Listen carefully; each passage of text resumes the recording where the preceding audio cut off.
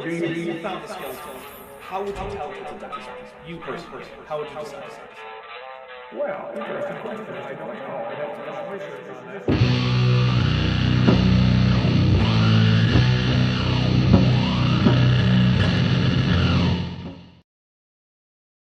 All right, hey everybody, welcome to Dapper Reacts to Things 2. We may be having a guest come on later, but we also may not. It all depends. Before we start, I want to say thank you to Nebulan, because Nebulan sent a $20 super chat saying, for ice cream, because if you guys don't know, I do have a Discord server just for channel supporters, and you have to either join the channel on YouTube or join the Patreon, and in there we were talking, and I suggested that, it was suggested that maybe I should go get ice cream instead of streaming. And I said, well, how do I get ice cream if I don't stream to get the money to get the ice cream? So thank you very much. Before we start, I want to say we do actually still have the competition running. If you can translate the Klingon that's in the speech bubble from my mouth in the thumbnail, you will get a Steam key to Mindspheres. What you have to do is you have to be the first person to tag me at Dapper Dinosaur in the chat with the correct translation, and I will get you that Steam key. Mindspheres is by Microblast Games. I'll read the description on the back of this little Steam key card here. Inspired by two not-so-different worlds, Mindspheres brings you an exclusive and awesome experience, a physics puzzle with mini-golf and pinball mashup. Figure out puzzles in order to proceed to the next level, interactive objects and physics simulations, 50 different maps, difficulty increases every level, smooth piano music, relaxing sound design, and visuals. So again, if you want to get the Steam key for that game, all you have to do is be the first person that I see to tag me with the correct translation. I say that I see because your chat log and mine might be a little bit different, but if you watch the on-screen chat log from my stream, that should match up with what I see. So with that out of the way, let's talk about this, because this is in fact one of the Tuesday night streams, so this is in fact a drinking game stream, which is always fun. Well, for you guys who watch me destroy my own liver for your entertainment. Oh, there's one of our first drink rules. If Godzilla or Mothra stop by, we take a drink. So we're going to take a quick drink for Godzilla. There you go. And today, in a bit of a change of pace, I am actually drinking some White Claws, because I felt like I needed something a little on the light side today. Which, hey, we're taking a couple drinks for Godzilla, I guess. All right. So, the drinking rules are a little looser for Dapper Reacts, because we don't have our regulars of, Kent Hovind always and stuff like that. So, if the creationist says something that's just too stupid, we take a drink. If they get something factually correct, that they're not just quoting, we take a drink. If they tell a story that didn't happen, if they start talking about, say, the leaders or activities of the National Socialist German Workers' Party, especially between the 1930s and 1940s, take a drink. If they tell a joke that doesn't land, we take a drink. Let's see. If I get a prediction correct, we'll take a drink. Well, there are a couple ways that you guys can get me to take a drink. So, there's two ways, one of which is open to everyone, and the other one of which is only open to people who have joined the channel. If you join the channel, you do get access to the channel exclusive emojis, and so if in that if you have access to those, in that you will find a Godzilla, a Mothra, and a King Ghidorah emoji. If you send any of those with a super chat of any kind, I'll take a drink. Anyone who sends a super chat to the effect that AIG are a bunch of dicks, or a bag of dicks, or something like that, I'll take a drink. But do note, YouTube likes to censor those kind of comments, so you have to be careful. But yeah, those are the two big ways that you guys can get me to drink, and if I forgot some drinking rules, I'm sure that I will remember them when they come up. Do remember to click like. It is a very important part of helping this channel to grow. And guys, it's been growing pretty well in the last couple months, so you guys have been doing an awesome job with that, so thank you very much. As last time, I don't currently have a guest. We might get one later, like I said. But while I don't have a guest, we've got an NPC from my every other Wednesday game of Power Rangers Tabletop RPG, which is on my Top Hats Off channel. Go take a look at that if you like Let's Plays of RPGs. I'm in it. Science Side Up is in it. TD Lane is in it. Smitty here in the chat is in it. There's a whole bunch of people who are in there. It's a good time. But this week, we're going to be doing Guns, Magic, and Steel over on Cheshire Vic's channel. That's tomorrow at 4 p.m. Pacific, which is 7 Eastern. There you go, math. But today, we're going to be looking at a video from Northwest Creation something or other. It's a YouTube channel with a surprisingly large number of subscribers and a surprisingly small view count for most of their videos. I think this video had like 1.2 thousand views, and it was like 2 or 3 months old. Oh, drink for Godzilla. But they still have they've got like 220,000 or something subscribers. So I imagine that somewhere deep down in their catalog of videos, they have something that went sort of viral. That's usually what happens in those cases where you see like a huge subscriber count and very few viewers. Oh, drink for Godzilla again, I guess. All right, so let's start in with geologic bias versus the witness of fossils. Now, I have seen a fair bit of this just to make sure it was okay, but I didn't go research anything of it, and I was very much playing in the background. So here we go. Let's hope there's sound. All right. Well, before I get to the talk, let me make sure that everyone has an opportunity to download the lecture notes if you want them.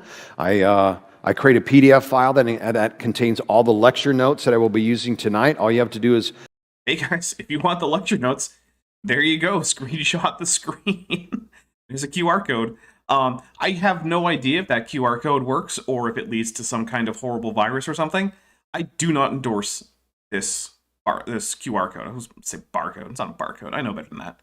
Point your cell phone at that QR code. It'll a pop-up will come up that allows you to download that file, a PDF. At the end of my talk, I will put up another code that will link you to a quiz. So if you want to go in and take a little online quiz, I'll have a quiz there for you at the end. I use these... Imagine going to church and hearing that there's going to be a quiz at the end. Yeah, I would leave. Although, to be fair, I don't think the quiz is going to be graded with some kind of consequences for a bad grade. But still, it's really weird to give a talk at a church, because as you'll see, this is at a church, and then have a quiz at the end. At least it feels weird to me. I've never had that happen to me. I've been in a fair few churches. Lectures at Cedar Park Christian Schools where I teach, and my students take the quizzes as well. So you better do better than them. That's what I'm thinking. That's my... All right, I'm going to take a quick drink in memory of the minds of all those kids that this guy has undoubtedly lied to. So, kids, this one's for you. Sorry that you had this guy as a teacher, because, spoilers, it gets pretty dumb. Yeah, you guys can take the quiz. He said there's going to be a QR code at the end. I don't actually know because I didn't get to the end of this video. But assuming that there is, and we get to the end, which is not very likely, at least in this session, yeah, feel free to take it. But yeah, it'll probably take at least one more Dapper Dino Reacts to Things video before we actually can get his second QR code, because this is an hour and 11-minute video, and we're not getting through it today. Thank you. All right, yeah, look forward to a quiz at the end of the talk as well. Thanks. Okay, so one of our main goals in the apologetics that we deal with here, what we typically call creation apologetics, is that we attempt to reconcile the conflict. Wait, Caleb Scherstad says that went to that school, K through 3. Okay, you have to tell me about this. Maybe not currently while I'm on the air, but this is something I need to hear more about, because I guess I shouldn't be that surprised, but it's a little surprising to me that I actually have someone in the audience who went to the school. Between what is taught today by natural science and what is taught by the Bible. Within this, please keep in mind that what is being taught today by natural science, and particularly what we call natural history, are not facts, but these are merely interpretations of scientific findings. Okay, so that makes me want to get into what is a fact, because there's more than one definition for a fact, right? When we're talking about science in particular, facts are usually the data points. So when you say, let's say you're going to do a survey of the mass of pine cones. I don't know why you would, but let's just say that's your study, right? You're going to see how much pine cones of some particular species weigh. So, you get your scale out and calibrate your scales and whatnot. And then every recorded mass that you get for each pine cone becomes a fact in your study. For Scott Duke for $1.99 US says, AIG is a tote bag full of tiny tater tots with a purse emoji. Nice. I'll take a drink for that. I like it. Here we go. Where was I? Okay, pine cones. All right, so each mass that you record, so like let's say you record like 20 grams, 22 grams, and I'm just making up these numbers. I don't know how much pine cones weigh. Those become facts. And then that goes into your study. And then from the facts, you use statistical analyses to draw some kind of conclusion. Like maybe you're doing a historical study and you're trying to see like, did a recent forest fire affect the mass of pine cones the next year or something? I don't know. It doesn't matter.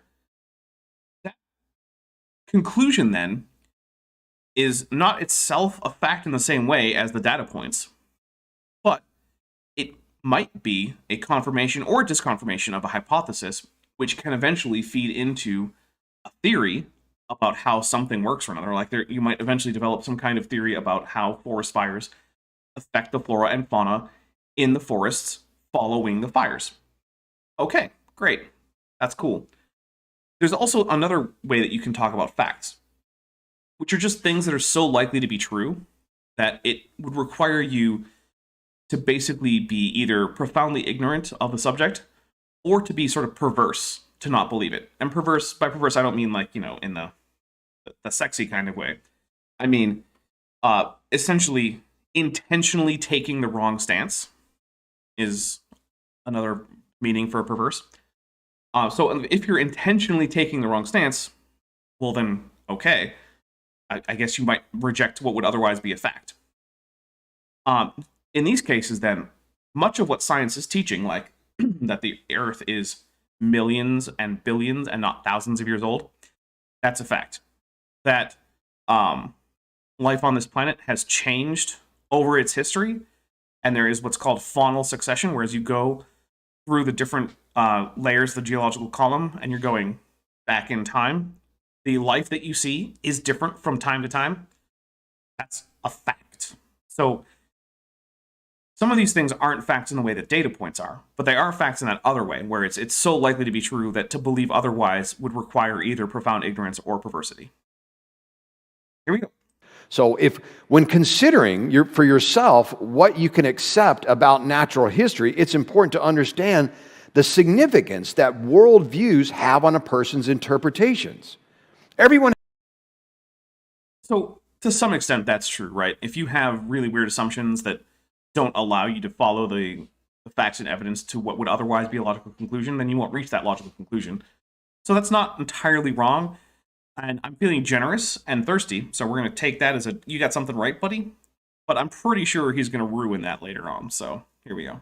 Has a worldview, a way of viewing the world. It's inescapable. Everyone has one. It's the way you make sense of the world, is you adopt a view of the world. And then everything that you see is interpreted within this worldview, is interpreted based on your worldview. Well, scientists also have a worldview, and they interpret everything they see within their worldview. Unfortunately, the vast majority of scientists today have a flawed or false worldview. That is a big claim, and I'm hoping that we get a citation, but I'm actually not expecting us to get a citation. I'm expecting him to just pretend that scientists, by and large, are philosophical naturalists. Now, I do think that surveys currently do come out with scientists being majoritatively philosophical naturalists, but like it has to be way more than just a bare majority. It has to be like a huge majority for him to say that that's just how scientists are.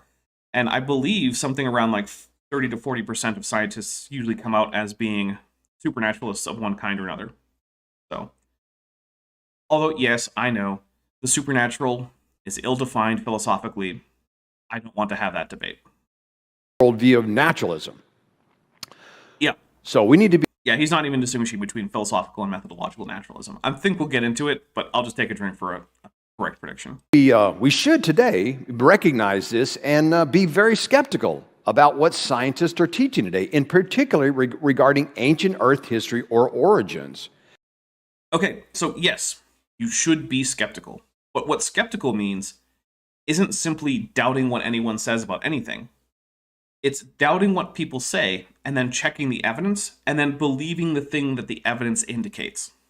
So, a skeptic about, say, the shape of the Earth, someone who doesn't just believe that the Earth is a globe because school and scientists tell them to, will go out, find the evidence, and then come to the inevitable conclusion that yes, the world is in fact a globe. Okay, well that's what the skeptical position is on the globe. That it is a globe, because that is what the evidence unambiguously indicates. Similarly, if you are a skeptic of evolution, you will accept evolution, because the evidence heavily indicates evolution. So, unfortunately, especially in pseudoscientific circles, the word skepticism or skeptic basically just means I don't believe the mainstream accepted view of things, regardless of evidence. That's not skepticism. Skepticism is about actually accepting where the evidence leads you and not simply believing things because they were told to you, but believing them because there is evidence. Now, not everyone can be a skeptic about everything, right? The world is too complicated for you to be a skeptic about everything. So, for instance, I don't know very much about the sports ball. So when people tell me things about the happenings in sports ball, I just believe them. Like, yeah, that sounds about right. If someone's like, oh, hey, this guy just, broke the record for largest number of successfully completed passes in baseball in a single season. Or not baseball, sorry, basketball. And I'm just like, yeah, sure, that sounds about right. And I do not care to look into it. So yeah, we can't all be skeptical about everything. But the things you are skeptical about, you have to actually follow the evidence. If they have a false or flawed worldview, then their interpretations are more likely to be flawed. And we should be very skeptical about what they're teaching today in terms of, in particular, again, what they call natural history. I'll be honest, this kind of, like this background, it kind of makes me want to drink like some rosemary gin or something and like have like a sugar cookie. But that's completely irrelevant. It's just that it's a very festive background. But whatever. Well, the biblical worldview provides us with some tremendous insights about this world. You've all heard me say it before. There is no one, the biblical worldview. There are many worldviews which are compatible with various interpretations of the Bible. This guy, nor any other young earth creationists, have a monopoly on being biblical. Okay, here we go. For example, knowledge of the global flood is key today in understanding the geology of the world that's around us. The book of Genesis describes a terrible flood that was sent by God due to the sin that was on the earth in those days. And there are two important points here for consideration that are stated emphatically by the text. That this flood was a global scale event, number one. Well, that's less emphatic than you might think.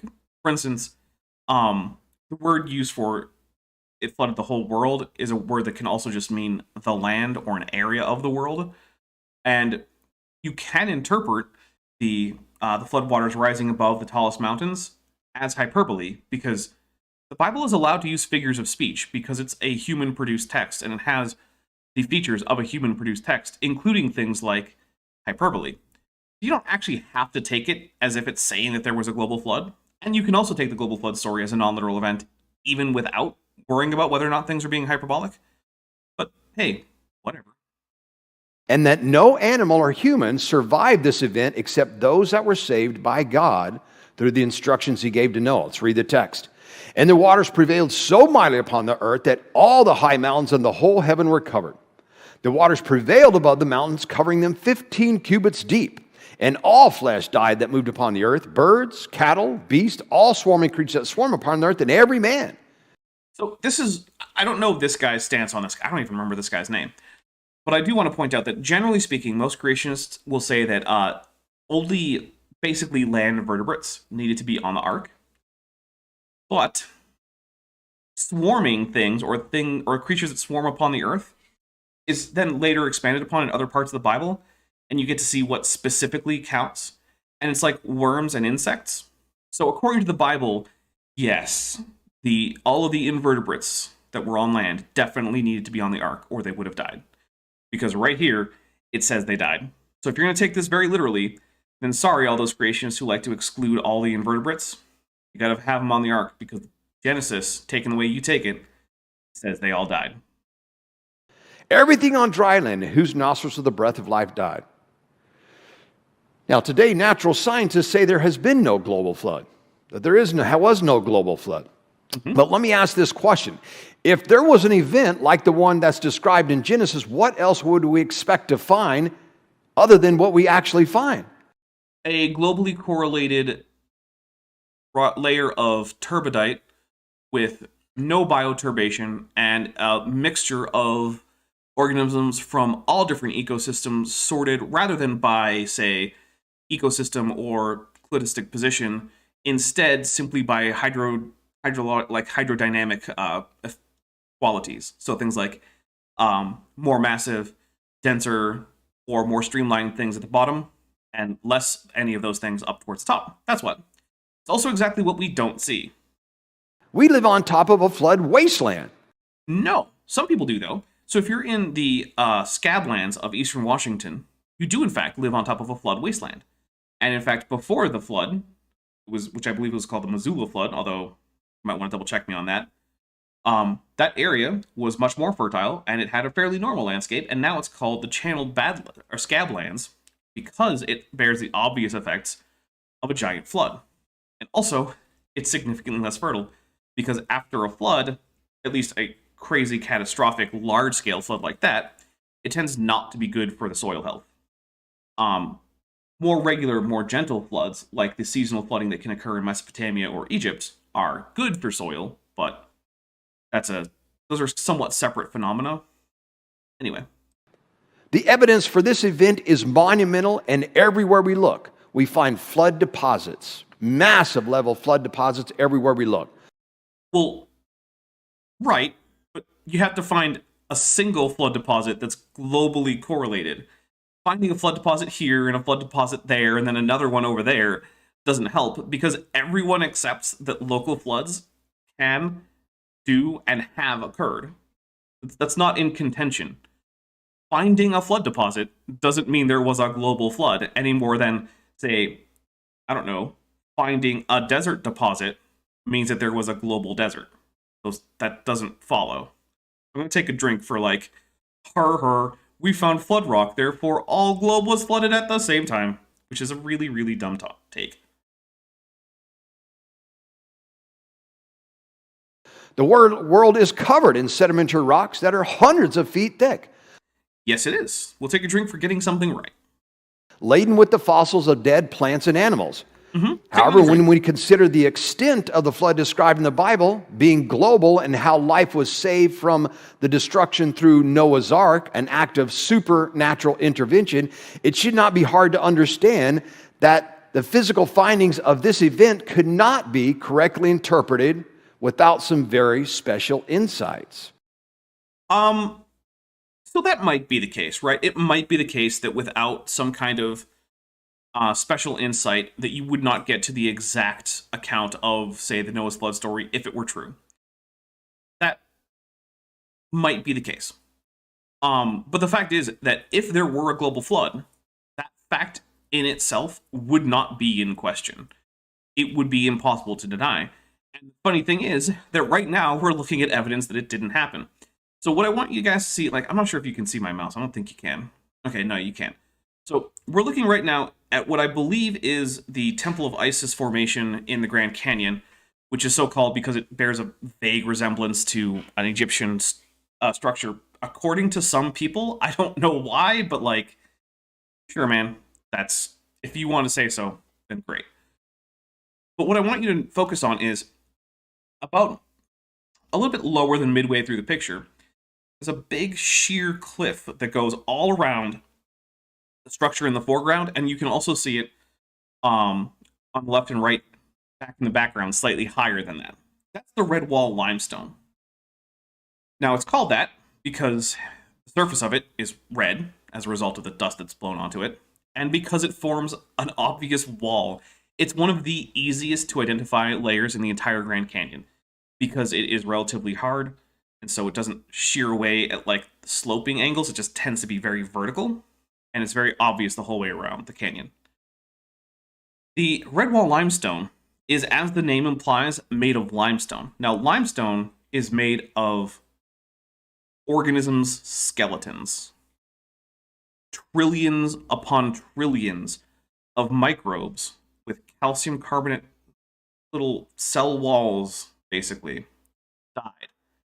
And we know that the maximum deposition rate for this calcium carbonate is reached when you have warm, calm water.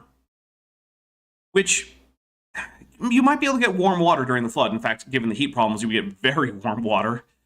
But calm does not seem to describe anything that any creationists talk about. And I remind you, this means this is the maximum deposition rate, is during warm, calm conditions. Here's the thing, even under those conditions, it takes about 1,000 years to get an inch, or about 2.5 centimeters. That formation there is hundreds of feet tall. Its very existence precludes the idea that the Grand Canyon layers were laid down in a single event that spanned over the course of just over a year. That is a physical impossibility. It just doesn't work. It's like trying to get oil to float on, it's like trying to get water to float on oil.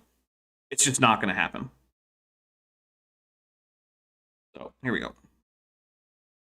Insights that we have gained from the Bible. Life was saved from the flood by God's actions, an act of, again, of supernatural intervention that altered the otherwise certain natural outcome of the event. That would be the death of all terrestrial life. God told Noah there was going to be a flood, told him how to build the ark, it brought the animals to him to be kept alive. It specifically says, the animals will come to you to be kept alive. Oh, so he's quoting from the NASB, which before he wasn't, which, whatever, I don't really care. Fun fact, a lot of KJV-only people base a lot of their arguments on a book called New Age Bible Versions by Gail Riplinger, wherein she consistently says NASV, New American Standard Version, as opposed to New American Standard Bible. When called out on this, her excuse was that God called it the NASV up in heaven, so she would too. And I just think that's hilarious. It's not apropos of anything. It doesn't matter. I don't think the very fact that this guy is quoting from the NASB, I don't think he's a KJV-only guy. It's just a fun little fact about the KJV-only movement, because it's one of the more ridiculous movements in Protestant Christianity, as far as I'm concerned, outside, of course, of young earth creationism. When we consider the extent of the flood described in the Bible, and again, how life was saved supernaturally, it shouldn't be hard to recognize that a natural scientist, a person rigidly bound to naturalism, would not be able to interpret this event correctly. Preventing this natural outcome precludes or prevents a correct interpretation of the event within the boundaries of naturalism. Like I said before, that might actually be true overall. However, I'm going to be bringing in a guest real quick, so you guys, please bear with me for a quick intervention. I mean very quick, while I bring in a guest. So, I will be right back.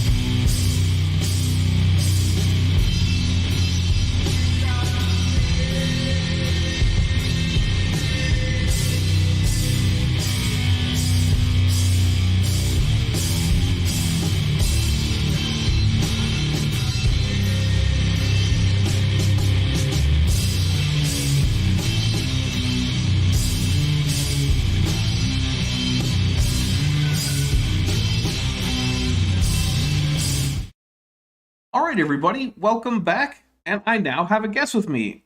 I've apparently got Scarlet Witch with me. Hello. Hello. How are you doing, Vishanti?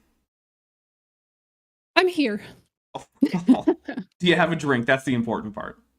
I do have a drink. Okay. All right. Well, we're going to continue on with some geology nonsense. You ready for Oh that? boy. I think so. Okay. Here we go. To a naturalist, there is only one other possible interpretation of geology, and that's those layers of rocks had to have formed slowly and gradually over long periods of time. Well, no, because that's not the only natural kind of process that we see forming rocks, right? Like, there are catastrophic kinds of rock formation. Oh, and you can't... So apparently, someone can't see my feed, so let's double check what's going on there. I see the little dancing squares. Uh-oh. That's not great. Uh-oh. SpaghettiOs. Well, if you can't see it, you might have to rejoin. Oh. Yeah. Okay, well then I will do that. Okay, good luck. We're going to continue on. Well, not only do secular scientists not have special insights like we have gained through God's Word, but most are operating within a flawed worldview. I just like this, just coming right out there with atheism. Still nothing? No, I got it. Oh, okay. It's okay. Yeah, we're just going to take a drink for just... You're either a young Earth creationist or you're an atheist, apparently. Because those There's are the no only... other No, options. none. Vishanti, remind me, are you a young Earth creationist or an atheist?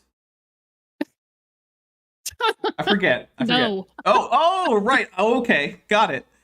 All right. Yeah. Which one is Maddie? Science Side Up. She's one of my regular guests.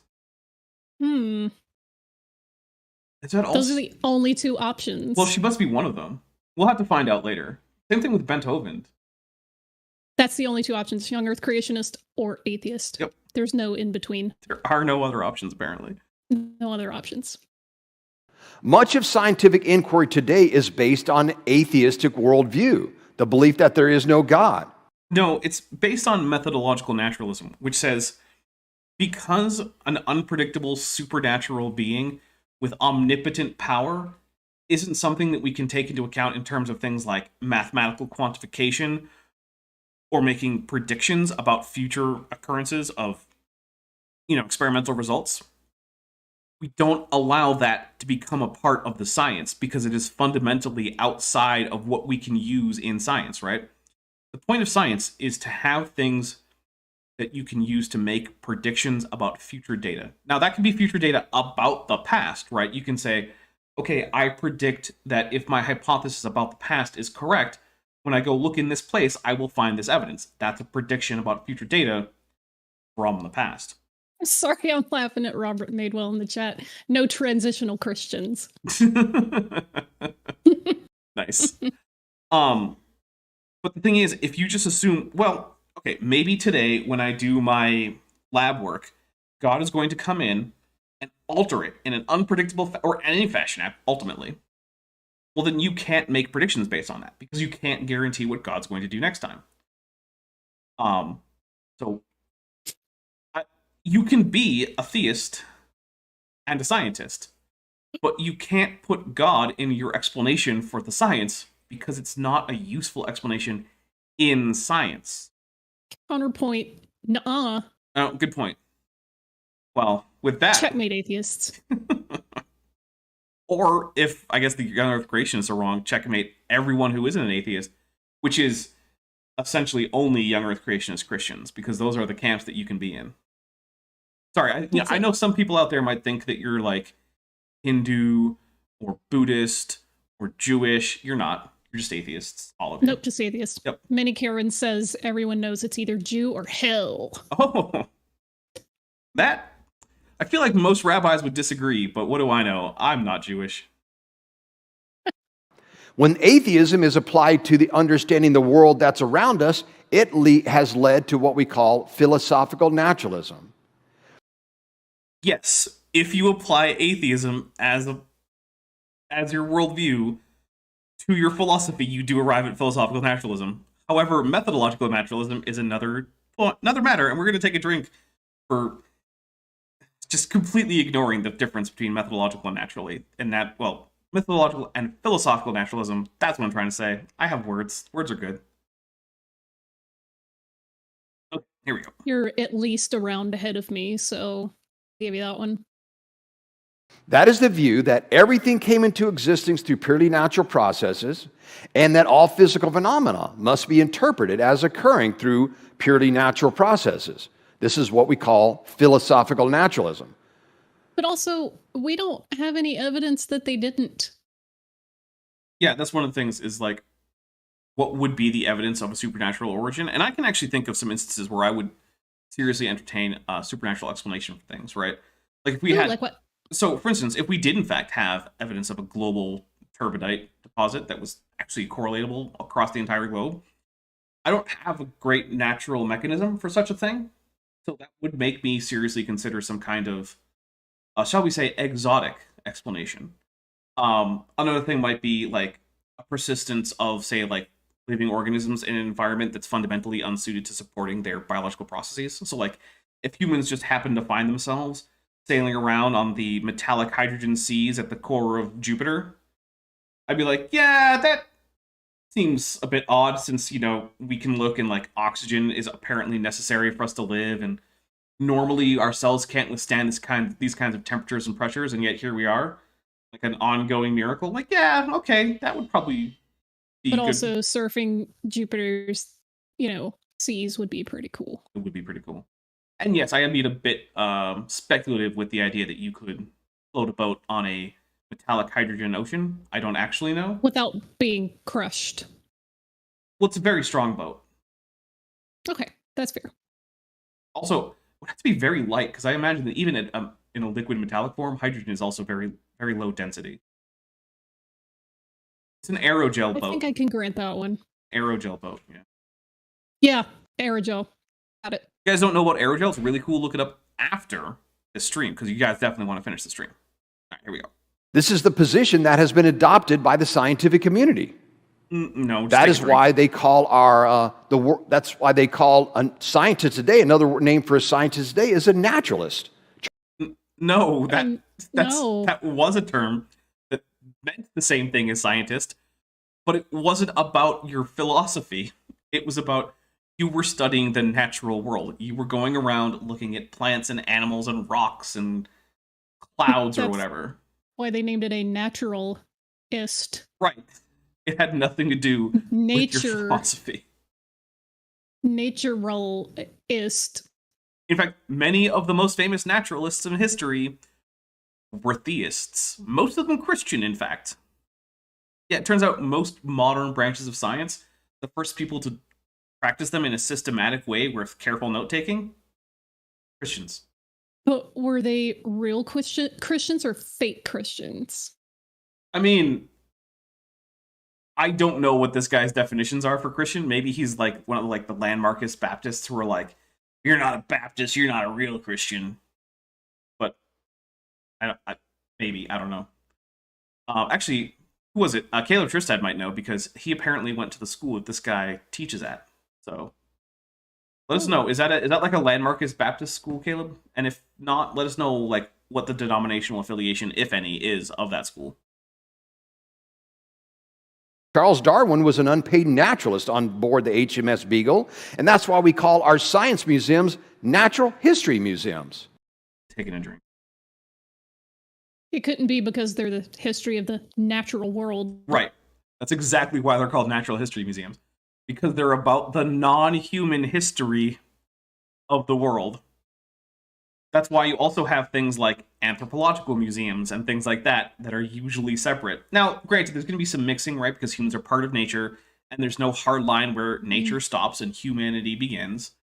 So yeah, there's going to be overlap. But yeah, it's exactly what Vishanti said. It's about the history of the natural world. Go figure. Listen, I don't think that they realize that scientists aren't that creative when they name things. Yeah, they're usually not. They're either usually absurdist or very boring. Those are the only modes that science has. In fact, actually, all those fancy scientific names, if you just know enough Latin or Greek, you'll realize that they're just named what they are. Yeah. That's it. Like in the most boring way possible in Latin or Greek. Fate And to... it's just like in German, Washbear. Yes. Guys, German That's animal what it names is. are the best, even though they only have like 5 like animal names that are like not just There's only compounded. 5 types. Yeah, you can be like Schwein, Pferd, Bar, a few others. Anyway, mouse. Koite? Oh yeah, mouse. Like, Mhm. like a flutter mouse when it was a bat. Anyway, Fate to Great for $5 said, I heard a rumor that AIG may indeed be a satchel of phalluses. Which, yes, this is true. Take a drink for that one. That's a good one. Actually, the last video I premiered had a little bit of AIG material from an Answers News, and I sped it up about like 10% just so I wouldn't get the automatic copyright claim, and I also switched to black and white. And sure, it was Dapper from the past for that whole bit, so it worked where I was like, black and white and add some film grain. But the biggest reason for that was just I don't want to deal with the copyright robots from AIG. I love that the side chat's going off on all the German names. Oh, good. Katze, Earth Pig, Shield Toad. Yes. Look, German has some of the funniest animal names once you realize the literal translation of them. Hand shoe means glove. Yes. German's like, look, Says it right there on the tin. we've already got between 2 and 10 words that we can stick together to mean this thing. We don't need a separate word. So we'll just stick those 2 to 10 words together. All right, here we go. And it's not just German. It's actually a pretty common Germanic thing. English is weird because it adopted so many Latin and Greek roots. Had to be different. Yeah. Well, it's because of the Norman conquest of England. But this is not a history of the English language thing. I took that course. I got an A, but that's not this stream. So they're not pure science museums. I mean, scientists aren't really, when you get right down to it, science is no longer just about exploring chemistry and physics and biological systems to understand how those happen. Science has got itself involved in teaching history. I mean, kind of. So history as a field, and here I'm going to catch flack from Cheshire Vic, but I'm sticking with it. History as a field concerns itself with conclusions based on the written records of humans about the activities of humans in the past. That's not a scientific endeavor because it is not strictly empirical in the same way. It does not rely on experiment in the same way. However, it can be informed by other disciplines that are in fact more scientific, like archaeology. So for instance, we can say, okay, this archaeology flatly contradicts this account in this history, so we have reason to doubt this historical account. Sure, that's fine. But okay, I'm gonna let you take a stab at this, but I'm gonna try it first. Nebulon. Schifat Gesellschaft is my favorite, but that's because I see it as part of my job. How badly did I pronounce that? I don't know. But I'm sure there's some German speakers who will tell you. I think wherever he is, Ugly German Truth is going to wake up, get on the internet, just to tell me how badly I pronounced that. Probably. Where was I? Oh, right, history.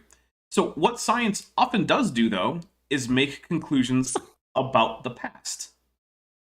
Which is not, strictly speaking, history. Oh, penguin in Japanese is business goose. I love that. Business goose. That's amazing. That's incredible. I kind of love that. I don't ever want to know if that's wrong. If Yeah, that's I'm wrong, just I don't gonna want to be right. let's just go with that for the rest of our existence. Is that business goose is the correct way business to say goose. Yep. All right, so here we go with the understanding that calling it history, not everything about the past is history in the technical standpoint from an academic fields kind of way, but whatever, it's kind of nitpicky. And they're teaching us a speculative history of the world. Well, yeah, because no one is currently in the past to observe it in real time. I feel like this may be the perfect time to pull out the Uno reverse card with the "Were you there?" Right. This might be the only time that you could legitimately use that. Well, it's one of the weird things about the "were you there" argument is that it presupposes that the person you're talking to already accepts both the divine nature of the Bible and that those parts are supposed to be taken literally. But chances are, if they already accept those things, they're already on Team Yek. So Why is it a good argument? The answer is because young Earth creationists generally are not trying to convert non-young Earth creationists. They're trying desperately to keep young Earth creationists in the fold, which is why they make arguments that aren't convincing to anyone who isn't already part of the club. Also, I just noticed that your chair matches your crown. That's good. That's a happy little accident. Yeah, I like it. I was just thinking, that's funny though, because I am so like team Doctor Strange, but it's really hard to rep Doctor Strange with just casual cosplay. I mean, I do have like a cloak of levitation that I made several years ago, but it would be obnoxious to look at. So fake goatee, because it's fire engine red and it has the giant collar and everything. So maybe next time. I'm still saying fake goatee. Just do it. I could do that too. You could put your hair back, and then you could like put a little bit of like, touch of gray right in the sideburns area. Put on a fake goatee. I'd be about it. All right. Maybe next time. All right. Okay, we'll see. Here we go. A history of the world that they say came about through purely natural processes. Well, when this view of... Okay, that's not entirely accurate, right? Because there are theist scientists who do believe that there were, in fact, miracles in the past, perhaps even the present. The thing is that when it comes to scientific explanations about what happened, it can't let that in, scientific aspect, because once they do, it stops being able to produce predictions about future data. You stop being able to use the science for its intended purpose. So, like, there are Christian scientists out there, right? There are Christian biologists out there who believe in the physical resurrection of Jesus. However, they aren't going out on, like, say, to, like, crime scenes and supposing that a similar resurrection might explain the evidence. Because once they start using that as, like, a thing that they can just say, well, maybe it's that, then they stop being able to realistically predict future data. It just becomes like, well, maybe God did a miracle this time. Who knows? That's not useful for what science is for. And Nathaniel Gray for $2 says, I second the fake goatee, and he adds a Ghidorah emoji, which means we take a drink. Maybe for Ghidorah it should be 3 drinks. Because of the 3 heads. What about 5 for the 3 heads and 2 tails? But, I mean, I would say 3 drinks for, like, 1 drink for each head. For, like, the orifice that would theoretically imbibe the beverage. Okay. Yeah, tails are probably not going to be drinking anything. But that does mean me out of my current can. So time to crack open a new one. And pour it into my... I'm really low on cups, by the way. I've had a horrible run of luck with glassware in the last year or so. And I've gone down from, like, having 6 cups that I like. Well, okay, maybe if you include a few of the other cups that I have that aren't 8, maybe. Well, down to, here, like, at least 3. Smitty confirmed the Business Goose etymology in your Discord, so... Well, there you go. Yeah, I'm down to, like, 3 glasses. So if anyone is feeling super generous, I do have a glass in my Amazon wish list. Because, yeah, I keep breaking things. Or one time I opened up the dishwasher, and one of my glasses is just shattered in there. I have no idea why. Interesting. Yeah, Manny Karen taught me some Hebrew that I didn't know today. Nice. So I already knew Tapuach is apple, and Adam or Adama or whatever the variations is earth. So in Hebrew, potato, much like pomme de terre, is Tapuach Adama. Oh, there you go. Apple of the earth. Nice. Thank you, Manny Karen. One thing, though, is I don't really get the apple part. I guess it's because, like, there's a skin and it's white on the inside. But, like, other than that, it's very little like an apple. Well, an apple also kind of, for a while there, was a generic fruit. Okay. Catch-all, so... Yeah. Okay. Yeah. All right, here we go. Naturalism was applied to geology. This is ultimately what gave rise to what we call uniformitarianism. Okay. The people who came up with the uniformitarianism weren't actually atheists, so I'm just going to take a drink. I'm sure we're going to get into it, because I vaguely remember getting further into it. Because, like I said, I've watched about half of this, like, in the background, just to see if it was worth my time. So, yeah. Uniformitarianism, which is in stark contrast to the prior interpretations of geology, which is what's called catastrophism. Catastrophic. Catastrophism. I think he put the emphasis on the wrong syllable. Yeah, it's usually catastrophism. I try not to ping people too hard on that, but also, I mean, you are a teacher of this stuff. You should. Yeah, you're a teacher. And, You should know. You should do better. Yeah. Don't be cringe. By the way, we are coming up soon on the break, and I just want to remind everyone, if you can tag me in chat with a correct translation for what's in my speech bubble on the the thumbnail for this video, you will get a Steam key for Mind Spheres. So it's a giveaway. We're giving away a Steam key today. Basically, Ben Tobin got a whole bunch of Steam keys from Curiosity boxes, and he just doesn't really have the time or the inclination to learn all those games. So he's like, hey, let's just give them away. So every once in a while I do a giveaway. And this might actually be the last one that we have from that set. So what you'll have to do is you'll have to look at how those Klingon letters go into the normal Latin alphabet transcription for Klingon, and then actually look up those words and those prefixes and suffixes and whatnot. Like, you're going to have to do work, unless you already speak Klingon. That's too much work. Just saying, it'll get you a Mind Spheres game. So, but here we go. Oh, my goodness. Oh, someone wants it. Jason Lit... Okay, so first, we're going to just say that Jason Littrell, you have successfully met the challenge. Please email me or send me a DM on Discord or Twitter. Confirm that it's you, and I will give you that after the show. We're not going to do it during the show. Jason Littrell says, does your speech bubble say, I am cold and I can't breathe? And the answer is yes, because that is a scene from Mars, showing off some cool Martian geology. So yes, you in fact got it right, Jason. Congratulations, that is really awesome. So I'm actually surprised that anyone did it, and did it in the first half of the show. So yeah, please do send me an email. You can find my email on the About page of my YouTube channel, and it does say for business inquiries only, but because this is part of the business, is this giveaway, yep, that counts as far as I'm concerned. Also, you can find me on Twitter or on Discord. There's links in the description and on my main channel page. It's easy to find me. I am very easy to find. But Dan Chase for $19.99 USD says, hey there, Dapper. Just wanted to say happy to get my schedule to finally line up with your stream. And AIG are a huge sack of trouser snakes. We'll take a drink for that one. Dan, it's great to have you here. I'm glad that your schedule aligned. So, all right, we're going to get a little bit more in. Then we're going to take a quick break. We're going to be back.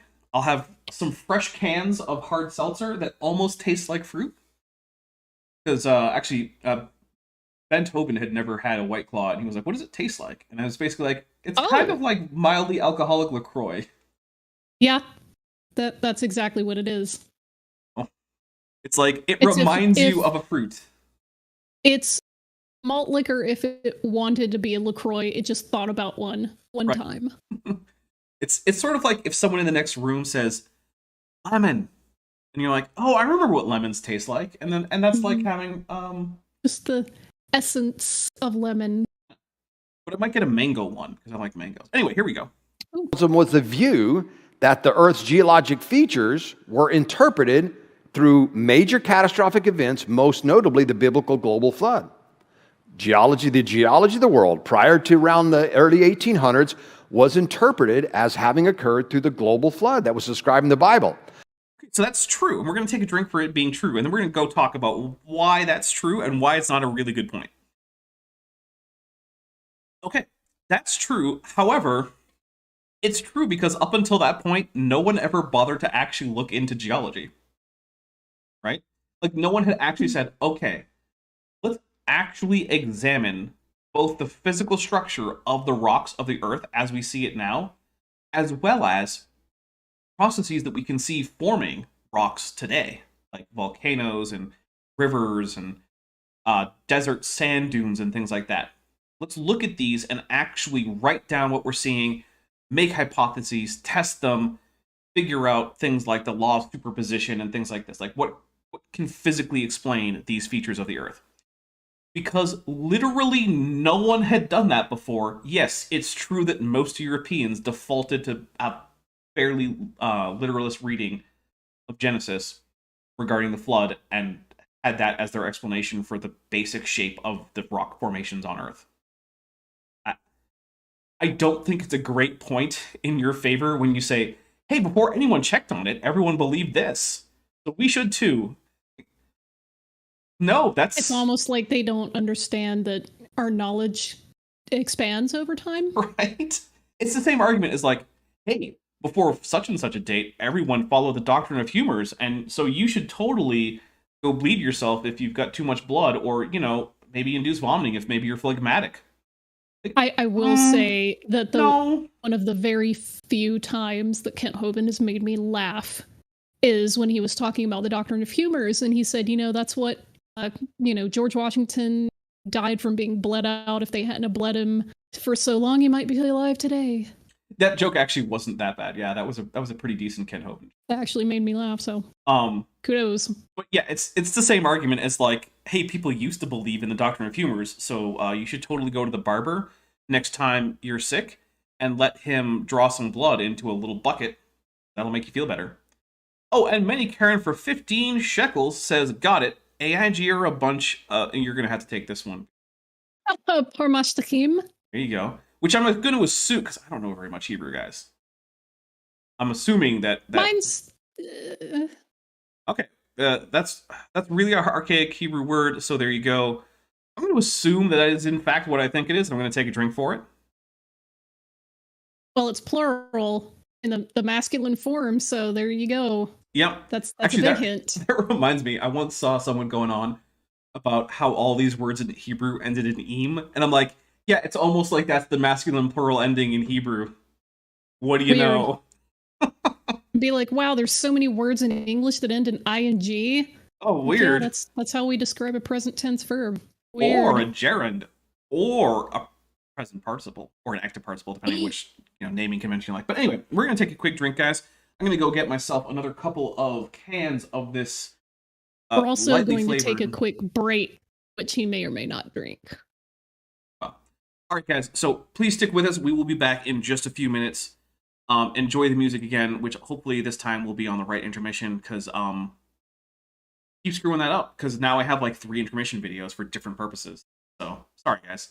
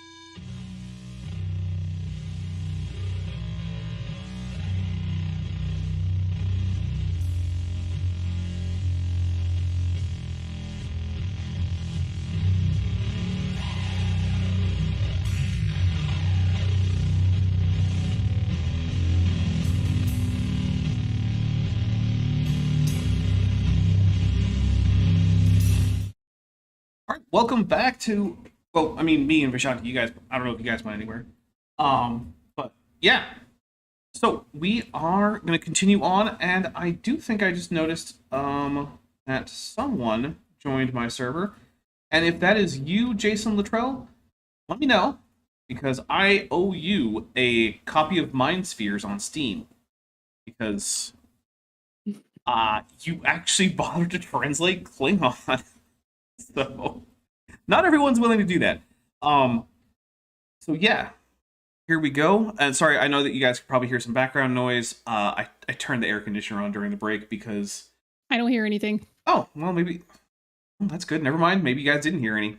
Anyway, here we go with Geology worldviews. And by the way, yeah, guys, I'm not getting through this 1 hour, 11-minute video where there's still an hour and 4 minutes left. So, sorry. However, around 1850, a new view began to develop that slow and gradual processes with uniform rates of intensities were responsible for Earth's geologic features. Geologic features like the fossiliferous rocks that we find and erosion.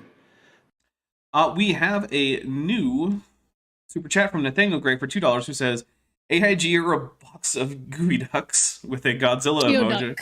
No, it's gooey duck.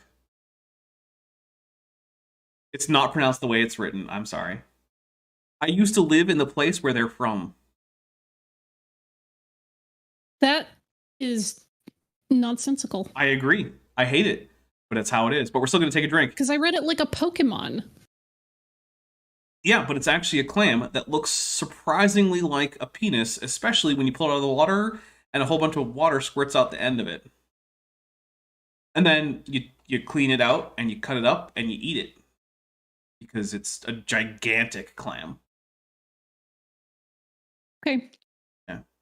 Also, they are really considered like a delicacy, like luxury item in Japan, and they go for like hundreds of dollars equivalent, like per pound. But if you're in like the Seattle area, you can get one for like $30 because that's where they're from. Okay. Yeah. They're pretty good if you like clams, which I don't know, people do. They're also very chewy, so tenderize them, guys.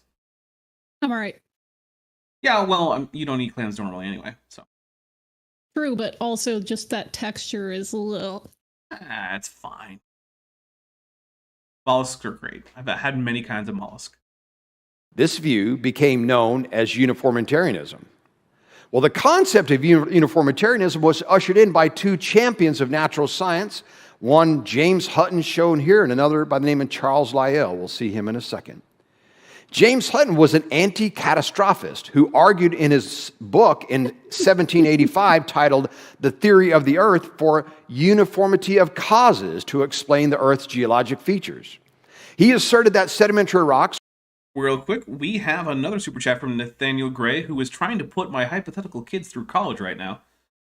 Nathaniel says, for $5, Ashanti, I think he means Vishanti. He meant Vishanti. Okay. I shot Mike's hard lemonade out of my nose when you read it, when you said read it as a Pokemon. I read it as a Pokemon.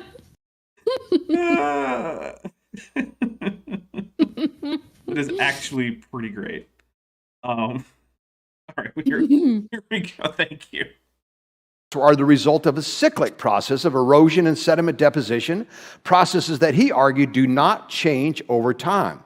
He summarized this view with his famous phrase, "No vestige of a beginning, no prospect of an end." With this view in mind, listen to this prophecy from 2 Peter about this very view. Peter says, "Know this first of all, that in the last days mockers will come with their mocking, following their own lusts, and saying, 'Where is the promise of his coming?' For ever since the fathers fell asleep, all continues just as it was from the beginning of creation." Well, all that's cool, but hey, here's a fun fact.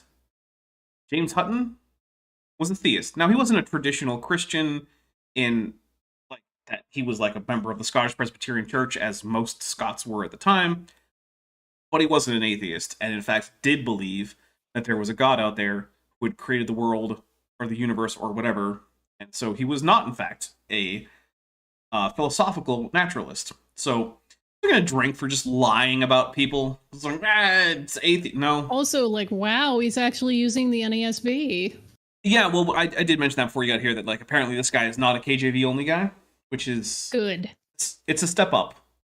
Also, I have a copy still of the NASB study Bible, and if you really want to know, the italics aren't in the Greek text, so you don't have to read them. The text will still make sense mostly without them. Yeah, that's actually a good rule of thumb for translations of a lot of texts, is if you're looking at a relatively scholarly translation of a text, italics usually means that that's not that word is not literally reflected in the original text, but it's put in there for like ease of understanding in English. Of course, if you aren't familiar with the actual language, often it's hard to figure out how to work the sentence without that text, but Yeah. So, okay, here we go. Just what James Hutton argued.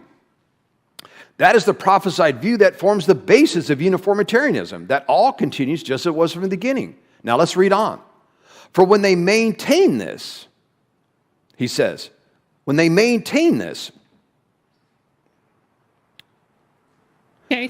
for when they maintain this, it escapes their notice that by the word of God, the heavens existed long ago, and the earth was formed out of water and by water, through which the world at that time was deluged with water, deluge being flooded with water. Okay. So Good job, buddy. I You quoted remember- the Bible. I remember this verse, and I remember thinking at the time, if it was a long time ago to them, it's a long time ago to us. That's slam dunk scripture you think it is. Yeah.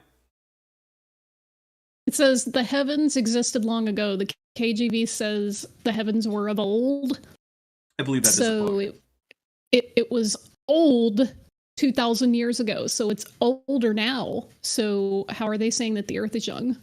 Kind of like, people don't realize it, but you're closer in time to Cleopatra than she was to the building of the Great Pyramids. Yeah, that's always a really freaky, a really freaky fact. Mm-hmm. Also, Cleopatra, the last pharaoh, Greek, mostly Greek. mostly Greek. She was at least a little bit Persian, and there's some unknown ancestry that could have been just about anything. Because we don't actually know who her mom was. So, Those Seleucids, man, they've been yeah, they sleeping around. got around a little bit. Although, also, her family has a whole lot of brother and sisters having kids. So, they also didn't in other ways. That family tree didn't fork as much as it should. Perhaps not. Yeah. Oh, and we have a $10 super chat from Caleb Sherstad, who says, I didn't realize I was supposed to bring my Ken Hovind bingo card to tonight's stream, and in my case, that's inexcusable. Also, AIG is a sack of Proboscidean nostrils. Okay, that's a little bit of a stretch. I'll allow it. Yeah, I mean, I'm thirsty, so I'll allow it, but, like, it's a bit of a stretch. And yeah, the Venerable says Macedonian. Here's the thing, right? Macedonian was a Hellenic language, and the literary output of Macedonia was entirely in Greek, and he was tutored by a Greek, so... Ptolemaic. I messed that one up. I will blame You did. THC. Okay. The Seleucids were in charge in the area of Judea, and not so much in the area of... But it was... The Seleucids were one of the successor states to Alexander the Great's empire, so... But also, I know that he was Macedonian, but were all his generals Macedonian? I don't know if all of them were, but the Ptolemies were. Okay.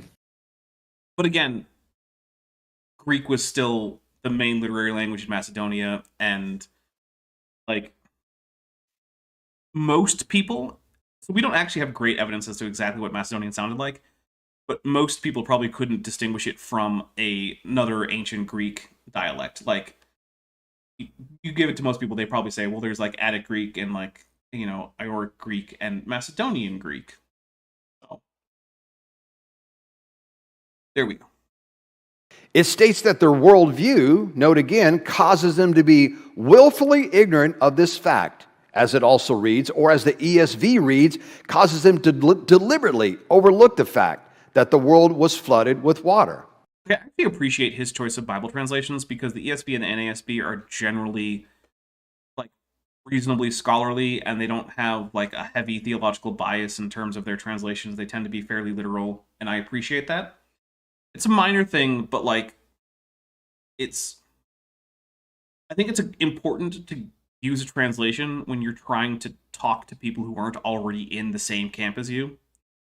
To use a translation that's relatively objective in terms of its goals and translation methods. And he's doing that. The times that I do want to read like the New Testament in English, NASB is absolutely my preferred. Yeah.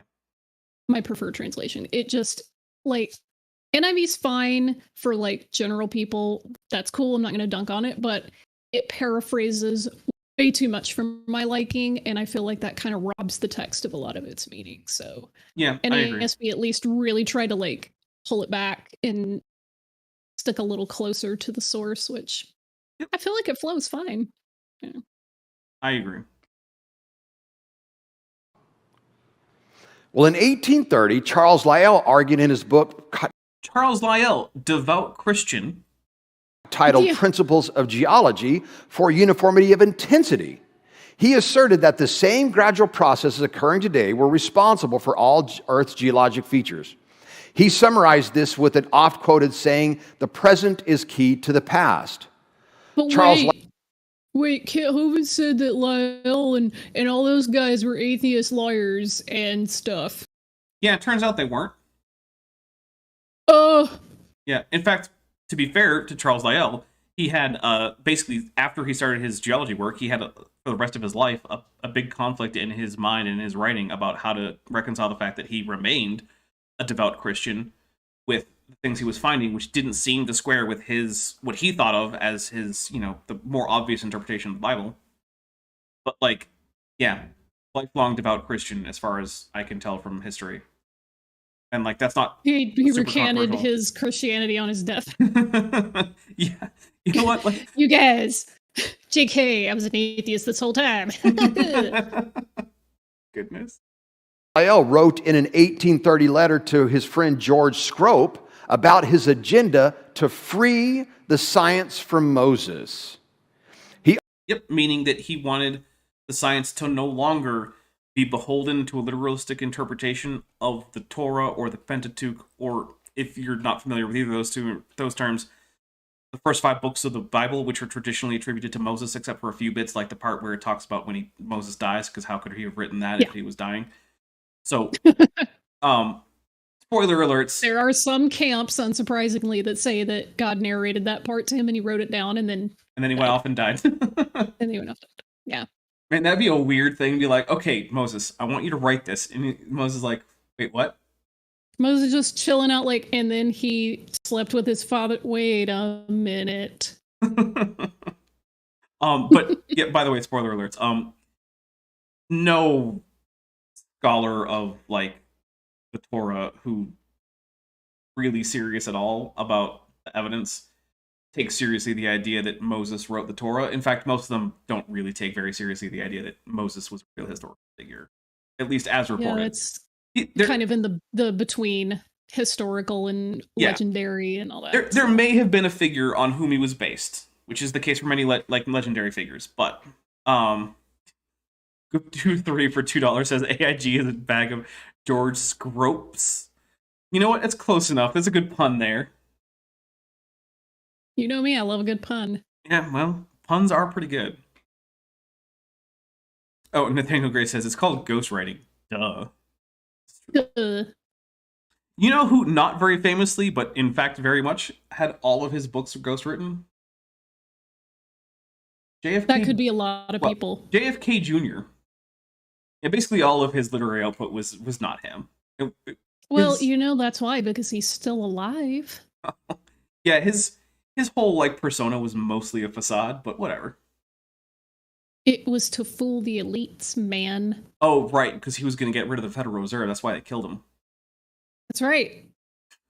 Actual conspiracy theory, which, by the way, spoiler alerts, the Federal Reserve wasn't going anywhere.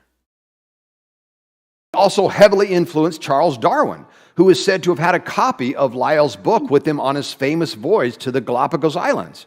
So I can't confirm that had a book, but it is true that Charles Lyell did, in fact, influence Charles Darwin. So we'll take a drink for that, because it's at least mostly true. And it's also weird, a naturalist is reading a book about naturalism. I know, right? Why would you ever do that?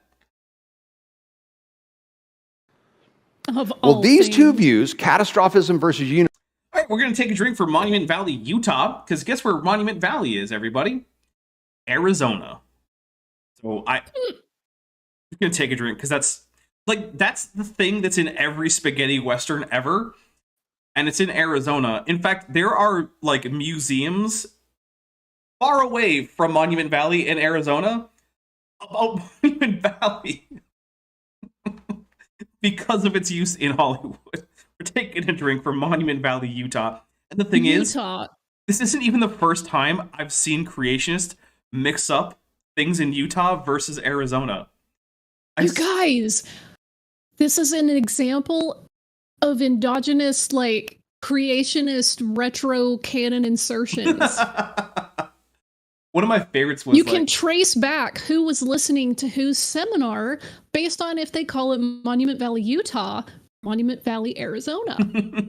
There was actually there's a lecture I did a video series on that hasn't come out yet. It's not going to be up for a while. But this guy consistently mixed up whether rock art was from Utah or Arizona. And like it's not that hard to tell. Like the environment is different enough that rock art tends to be produced in very different ways. Like in Arizona, especially in the deserty regions, a lot of the rock art is just made by scraping away the desert patina. Mm-hmm. Whereas there's not as much desert patina in Utah because it hasn't been as arid for as long. And so instead, people tend to use red ochre and just paint on the rock. Mm-hmm. Well, yeah, he got those reversed a whole bunch. And I only called it out a little bit, but like it got annoying. Anyway, Incredible. Here we go. uniformitarianism are debated anytime a person is trying to interpret geologic features, like those you see at Monument Valley, Utah. Are these sedimentary rocks that we see here the result of slow and gradual uniform rates of deposition that deposited all that sedimentary rock there, uniform rates of erosion that eroded away? Well, that's actually a good question. So what I'm going to do is I'm actually just going to bring up a sedimentology of Monument Valley, Arizona. Now, if there's a Monument Valley, Utah that happens to just coincidentally look identical to Monument Valley, Arizona, we're not going to get that one. But let's see. That would be like someone mislabeling the Vasquez rocks. I think you mean the command center. It. I think you mean the Power Rangers command center. No, that's the Shrine of the Book. I've been there. Oh, no, wait. It's where Kirk fought the Gorn. Mm-hmm. It also just happens to be one of the most dramatic rock formations within the radius for which you don't have to pay members of various film unions room and board in order to get them to go shoot there. Yeah. But the Shrine of the Book, that's where they filmed the Power Rangers Command Center, and that's in Simi Valley on the Brandis Barden campus. Oh, no, I mean the exterior shots are actually the Brandis Barden Library building, like photoshopped behind the Vasquez rocks. So it's both, actually, which is weird. Splendid. Right. Monument Valley sedimentology. And let's see if we can just get a diagram by like pulling up an image. Kitty. Okay, so let's open this in a new tab, and we're gonna switch scenes real quick. Come on. Just open the image so I can zoom in on it. There we go. Thank you. It doesn't wanna. Oh, take a drink for Godzilla. All right, so guys, what I'm gonna do now is I'm gonna switch over to my left screen so you guys can see what I'm seeing, and we're gonna double check to make sure that this does not cause my opening to start back up again, and it won't. Okay, so this is the basic idea here. So we have the Oregon rock shale. Now, here's a fun thing about shale: it almost never is rapidly deposited. So what we're gonna do is we're gonna double check. We're gonna say Oregon rock. I can spell it right. Rock. There we go. Shale. We're going to say flocculation. I'm going to go floccule, right? Okay. So, okay, Oregon Rock Shale National Park Service doesn't include floccules. The Wikipedia article doesn't include floccules. Let's see. No floccules. Let's see. Yeah, literally none of the sources here mention floccules. And here's why this is important. So shale is usually very fine grain. Actually, by definition, it's fine grain. It's not just usually, right? And fine grains normally can't deposit very quickly, but they can in the case of flocculation. Now, this is sort of similar to like when you need seeds for raindrops, right? Because that fine water mist isn't going to just fall to the ground unless it actually starts to collect around something. So when it rains, those little water droplets start to collect around like things like little fine particles of dust, right? Dust. And then But see, you're talking about cloud seeding, which is like weather control, and that's part of like HARP and chemtrails. Well, Illuminati confirmed, I guess. Yeah. There you go. But anyway, that same kind of thing can happen in shale, where there's some kind of seed particle that can glom on, that other shale particles can glom onto and then settle out quickly. But you can tell because you can actually find these little like mini concretions of shale particles in the shale called flocculated. And that's how you know this shale physically could have precipitated quickly. Oregon rock shale, not flocculated. So let's find out what the Dasheli sandstone is all about. So let's see. And I'm saying Dasheli because I'm going to go with like a French thing. I don't know. I don't have a good reason why I'm going sh instead of ch. While you do that, I'm grabbing an extra drink because we took a lot of drinks. Yeah, we did. Okay, so the Dasheli sandstone is an Aeolian sandstone. So, in case you guys don't know, Aeolian means it was deposited by wind. So, okay, the Dasheli sandstone cannot be a flood deposit. And I'm not even going to check on the Moenkopi or the Shinarump because already with the Oregon rock shale and the Dasheli sandstone, that's the vast majority of all of the formations.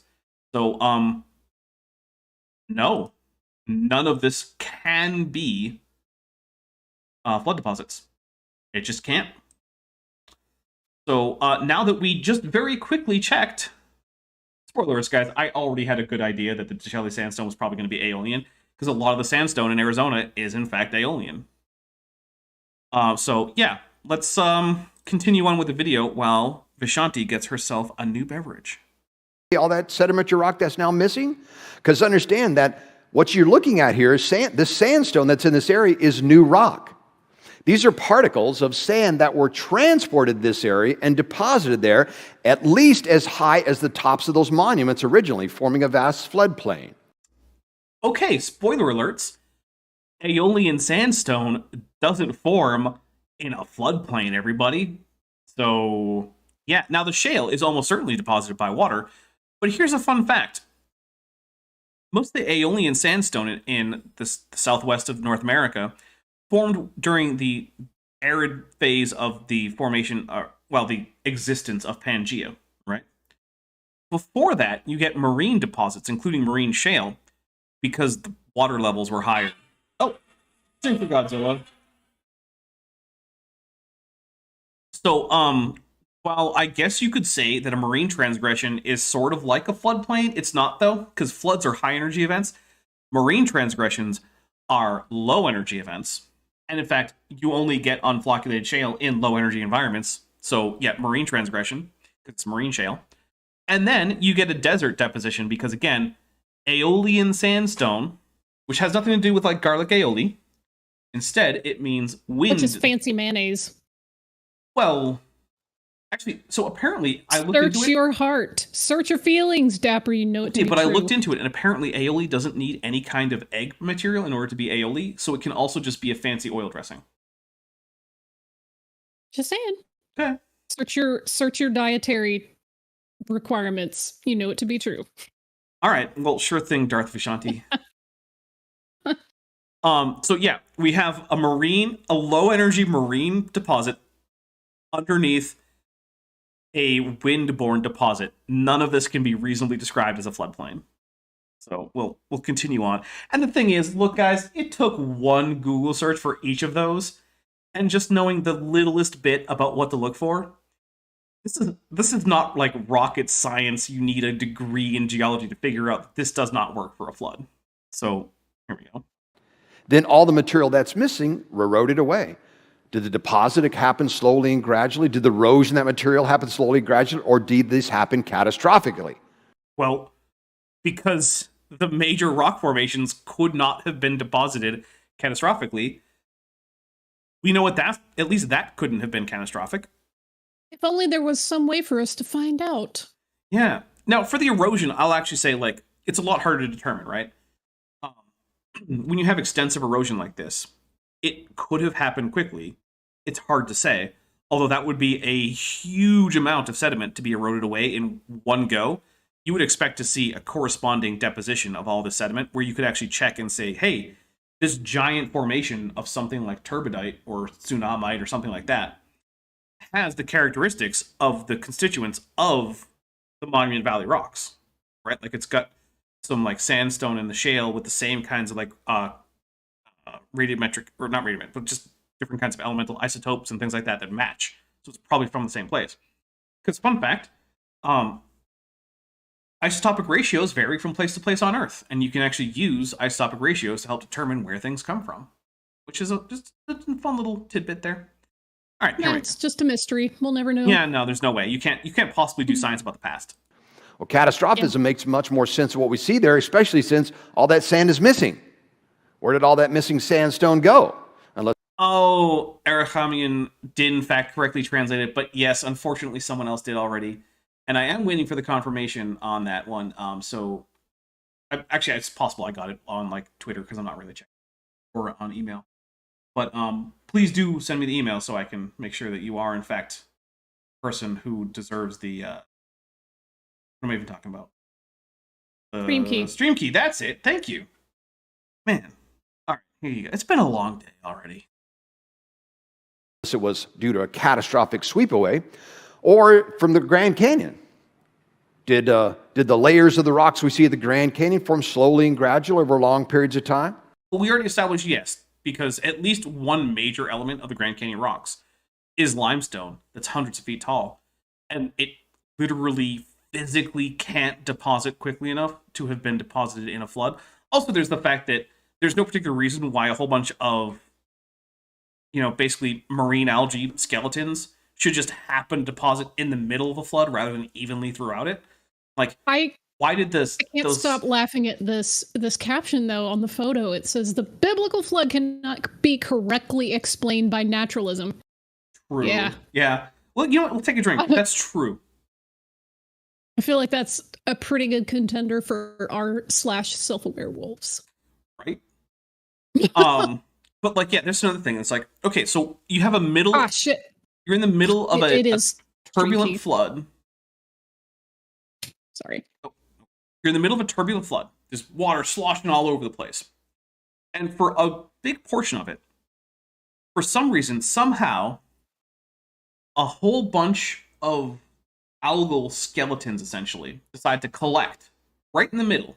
Not the bottom, not the top, just right in the middle. How? Why?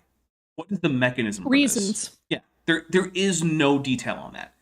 The best that ever happens is there have been some creationists who have suggested hypothetical ways that is consistent with physics for limestone to deposit quickly. But hey, remember when we talked about floccules in shale? Yeah, all their methods for rapid deposition of limestone also require floccules. You know what we don't find in any shale that we've ever found? Yeah, floccules. Weird, right? Okay. And again, this is stuff a Google search can tell you guys. Like, I'm not a geologist. I'm not even very much into geology. But some of this stuff is pretty basic. You don't have to work very hard to figure it out. Well, the fact that the geology of the global flood cannot be interpreted correctly by secular science is key to understanding why we're debating this issue.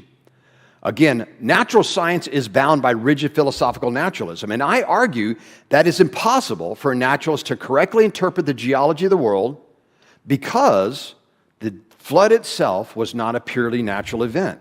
Okay, so look, here's the thing, right? So I'm actually going to say that he's right about this, and we're going to open up, and we're going to pour it, and then we're going to talk about why technically I think he's right about this, but why I don't think it helps the way he wants it to. Okay, so you can explain away... Oh, I didn't take the drink. that vaguely reminds me of watermelon.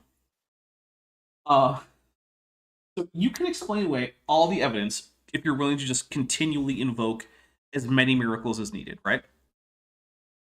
It's like, oh, why is the limestone there? Miracle. Why does the sandstone have all of the characteristics of windborne sandstone? Miracle. Why didn't all these earthquakes and tsunamis erase like footprints and animal burrows? Miracle. I mean, okay, yeah. Like, what can I say about that? If you're willing to just say like the equivalent of like when you're the dungeon master in DM in a D&D and you're just like, a wizard did it, don't worry about it. Like I can't argue, but the thing is, if you want to be taken seriously as an alternative to mainstream science, which can make predictions about things that end up actually, coming true, essentially indefinite miracles aren't going to help, right?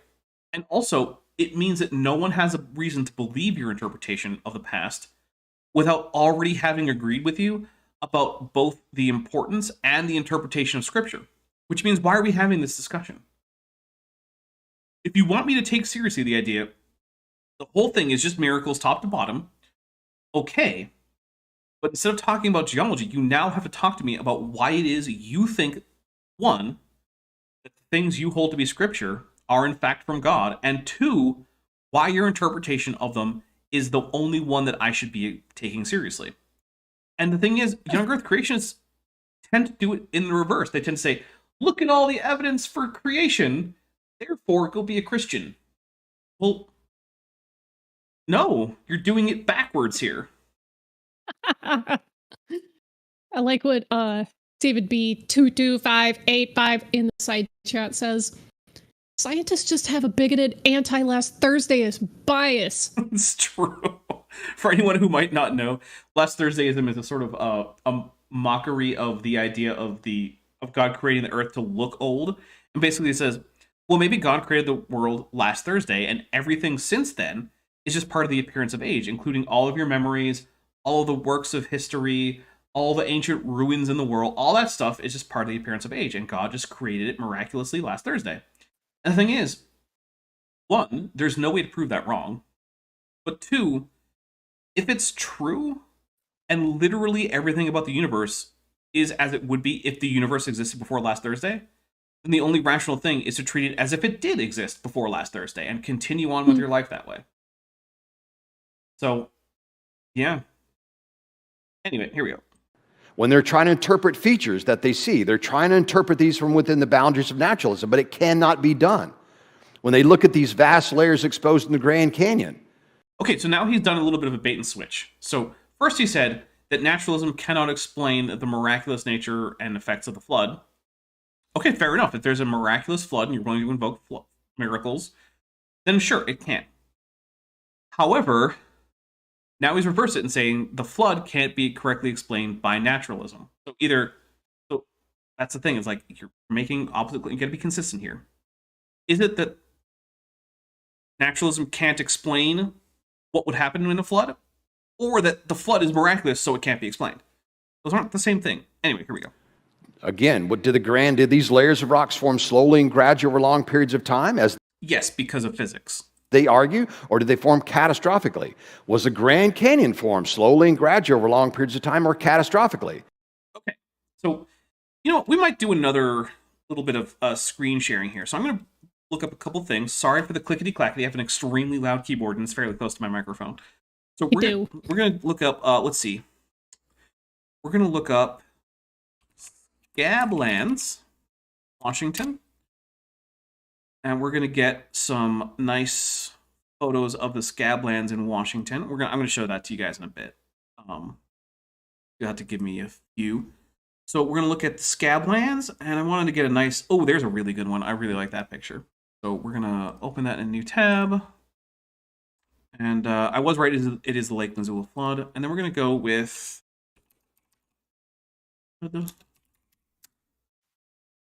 going to see some other results of like huge scale flooding, because there are two very prominent versions of large scale flooding that I know of, and one of them is in Washington, and the other one is considerably farther away from anyone here than Washington, and I don't care where you live. So first, let's take a look at the one from Washington. So we're going to go to screen. I think I know what the second one is. You probably do. They probably do too if they're reading. Okay, so this is the Scablands. Well, I can't see your screen, so it's true you can't. that's fine. That's fine though. Okay, so this is the Scablands in eastern Washington. And one of the things I want you to notice is that it's very, like, the weathering patterns are very smooth, right? You don't have a whole lot of, like, sharp angles or cliff faces. Like, there's a few things like that, right? But it's overall characterized by smooth, rolling wear patterns. The other one I want to bring up is this right here. This is a flood that occurred a very long time ago on Mars. And also, I want to point out how it's smooth and flowing.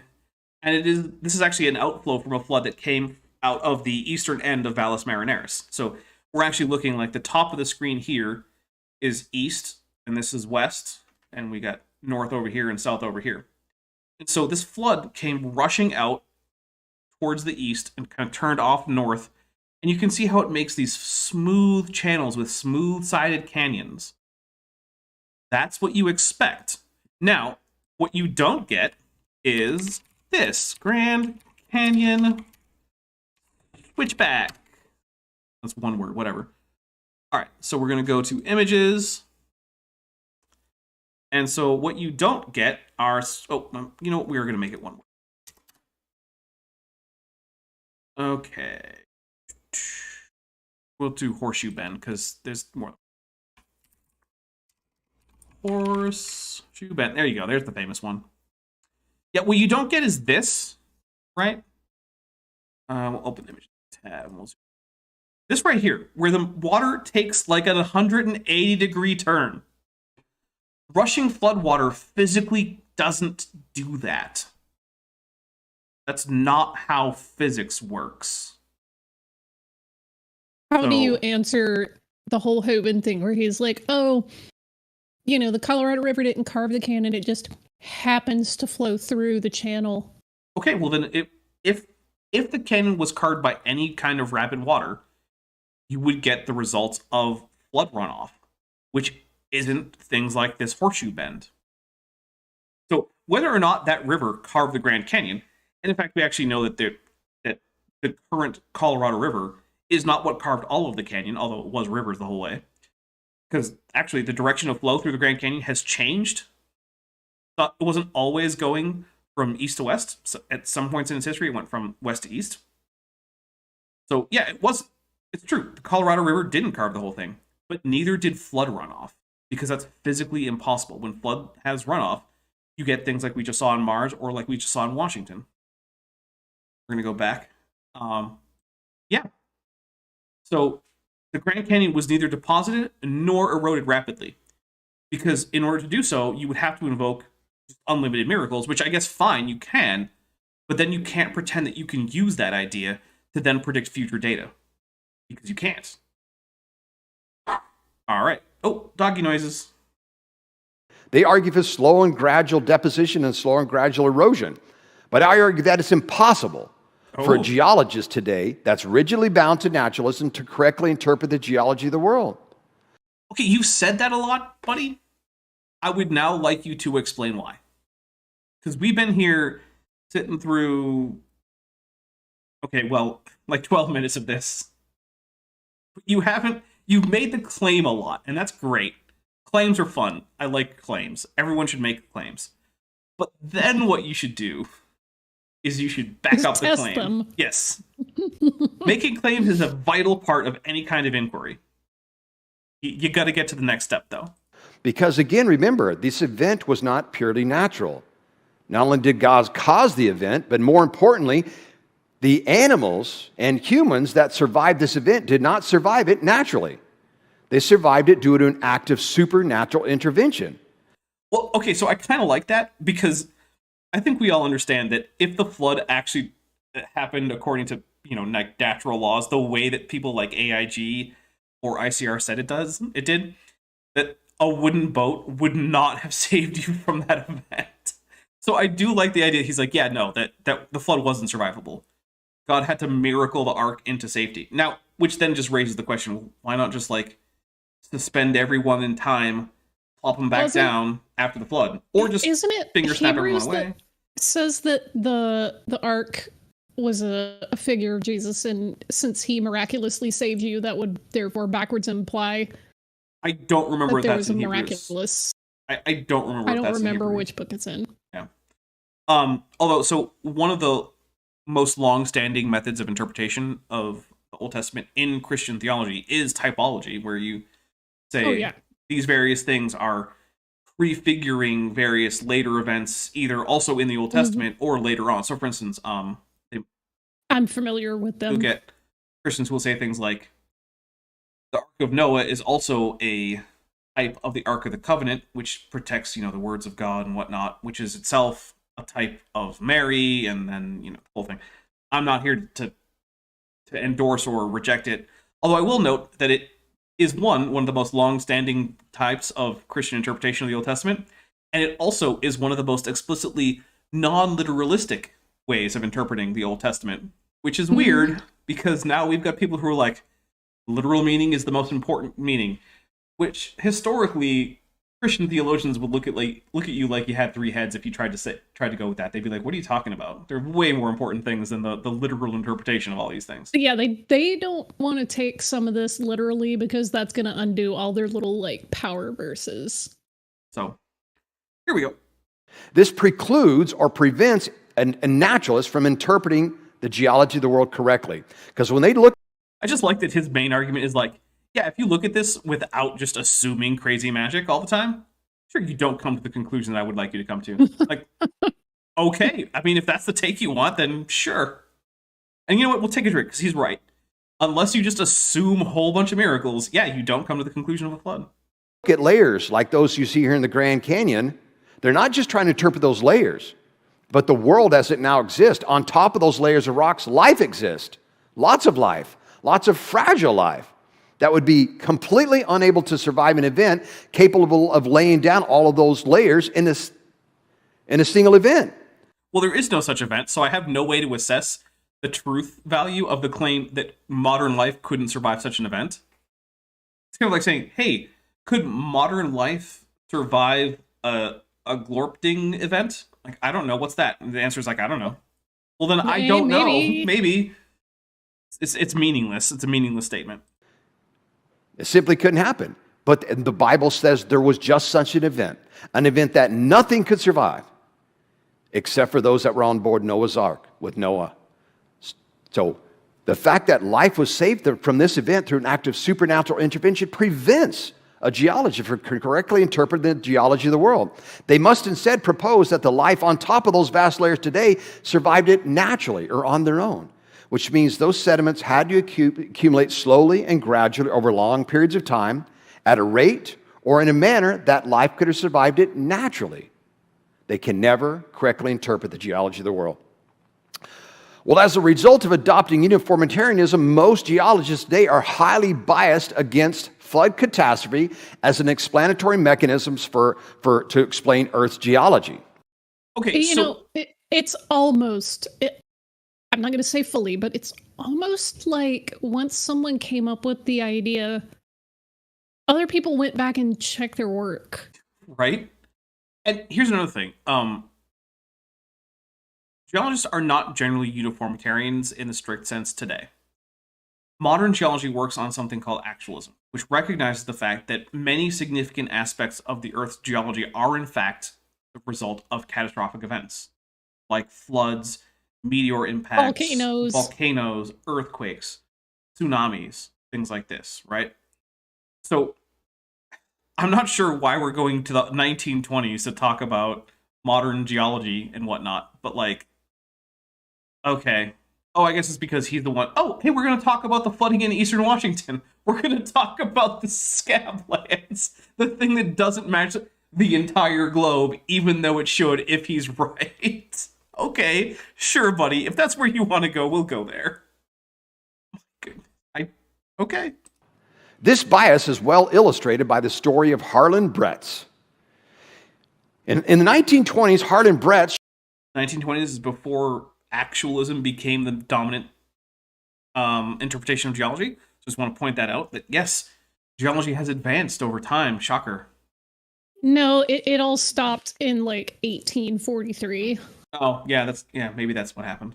Shown here proposed that features in eastern Washington must have been informed by large catastrophic flooding, large-scale catastrophic flooding of catastrophic proportions. Mm-hmm. He named the area of eastern Washington that he studied the channeled scablands, where there are found huge channels like you see here, that are eroded through solid basalt. Or I don't remember if it was basalt, but I don't really care. He's basically correct so far, so we're going to take a drink. This is basically the history of the study of the channeled scablands. Volcanic rock. And this is an area that sees very little moisture. We see these vast channels having been carved, or massive geologic features can be... Yeah, it shows very little moisture today, but we have the remains of the Lake Missoula lake bed that are upland of this area. Like, this isn't a mystery. There was an ice age lake, and as the glaciers retreated from their glacial maximum, there were repeated instances of ice dams forming and breaking, causing repeated, like, huge scale floods. And I'm talking, like, think of a flood that covers, like, Germany and France in 2 days. Like, that's the You're kind... going to need to use American geography because I don't have a good frame of reference for how big or small France and Germany are. Covers, like, Just 1.5 offhand. Floridas a day. Okay. Yeah. Sorry, I'm trying to... I don't know. I'm trying not to be too, like, American-centric. But then I realized that... You have to use freedom units. Oh, it covered 1 million square furlongs with 18 trillion hogsheads of water. By the way, people who use the imperial system don't use most of those crazy units that you might see on the Wikipedia page about the relationship between the various imperial units. And is not an accurate depiction of the everyday life of people who use the imperial system. Anyway, here we go. Thanks, found there Britain. such... Look, it's not like every country in the world didn't have their own version of their own crazy weights and standards and measures and whatnot. as these coulees, massive canyons. Coulee, not Kool-Aid. One of the things I want to point out is look how broad this is, and the fact that the channel walls are much smoother than the channel walls in the Grand Canyon. We're not seeing the same kind of formation here. There are similarities because they're both erosional formations. Okay, but like, yeah, there are significant differences. Coulee that you see here reaches 4 miles wide and 900 feet deep. Neat. Well, Harlan Bretz asserted that these coulees could only have formed if this entire canyon was filled full of water at one point in time, because they have very flat bottoms and very straight sides. He argued, Yeah. Flat bottom girls, you make the... Oh, I always appreciate a reference to Queen, but also, dude, the bottom of the Grand Canyon basically is a V. How can one man hold in his head at the same time that this formation was the result of the same forces as the Grand Canyon, despite the radical differences? Which, by the way, as a reminder, Jason Luttrell, if you haven't sent me an email or a message on one of the various social medias, please do. I want to get you that MindSpheres Steam key as soon as possible after we end this, because, dude, you went to the trouble of translating Klingon from a thumbnail on YouTube. That is insane. that this canyon was formed during a major catastrophic flood. And this is an area that has seen a lot of erosion. As you can see from this map, Oh, hey, that looks a whole lot like the thing I showed you on Mars, and a whole lot not like the Grand Canyon. Weird. the area in question is vast. Nippa mouse? What are you trying to go for? It's not Mars. Oh, yeah, actually, I don't know what Mars is in French. It's probably like mouth. Mouse. What is the S actually pronounced? I don't actually know. That's how they've been saying, like, half the cast on missions pronounce it that way. That's true, but last time I watched Missions, I'd had a few beers. Okay, that's fair. Where these channels and coulees can be found. a good 120 miles across, we're talking about. Now, the light blue that you see here on this map shows where these features are found today, these erosion features. The dark blue lines are where water is found there today. So you can see a lot of erosion has happened there in the past. It's a vast amount of erosion. True, take a drink. The channels are cut so deep through solid basalt that they are visible from satellite. Yeah, so's the Grand Canyon. This isn't in contention here, buddy. Satellite photo of those vast channels and coulees that you can see there out of the channel scablands. However, the geologic community initially thought the hypothesis was outrageous and refused the idea of catastrophic flooding because most geologists side with the principles of uniformitarianism. Yeah, in 1920, that's true. And are themselves So what's your point, Vanessa? Right? Like, we're almost done with today's stream. He still hasn't actually really made an argument other than... Not a single point was made. Yeah. His best argument so far has been, if I invoke miracles, then you can't say I'm wrong, which, yeah, I guess technically that's true. Great. Catastrophist. Although the Chablan features display an obvious witness to a major catastrophic flood, Harlan Bretz was subject to scorn for the suggestion due to the strong bias that geologists have against past tense, catastrophic flood interpretations of geology, because of their desire to free the science from Moses, just as Charles Lyell said. In an article... Hear me out here. Or it's because they hadn't fully tested and retested and found more evidence for the new consensus yet. Nah, that can't be it. Yeah, sounds fake. Yeah. All right, so here's what we're going to do. We're actually going to start wrapping it up because I think we were coming up on 2 hours worth of being live. Yeah, we're at 1 hour, 57 minutes. So, guys, I want to say thank you very much. I've had fun. I hope you guys have had fun. Vishanti, have you had fun? Yes. Okay.